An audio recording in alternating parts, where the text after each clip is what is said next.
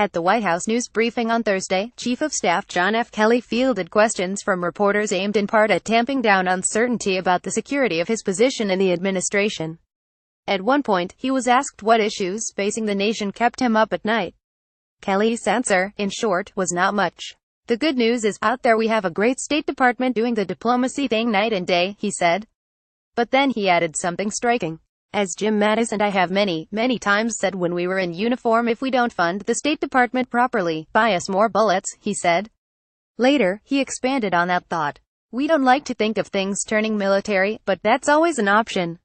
The great thing about our military is it's a real deterrent factor around the world."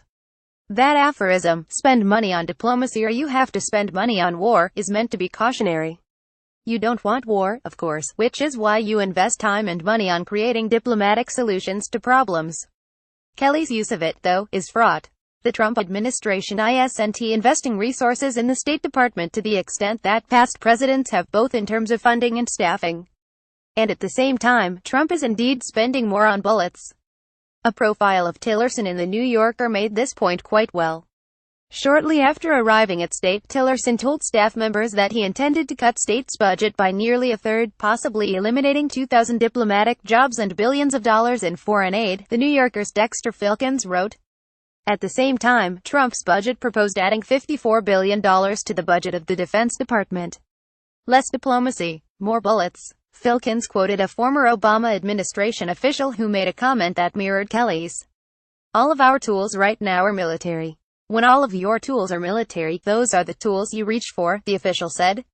"We know how Trump feels about this balance.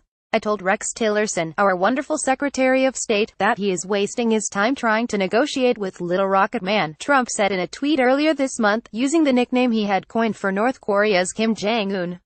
"Save your energy, Rex. Well, do what has to be done." Trump has repeatedly disparaged diplomatic efforts in North Korea and in Iran, with a focus on the nuclear deal in that country.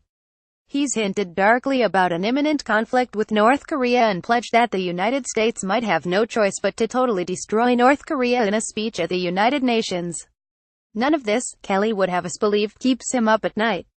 He has confidence in the State Department's efforts and that the strength of the military can be deployed if needed. Inadvertently, though, he stoked a concern shared by many Americans that the administration prefers the latter to the former.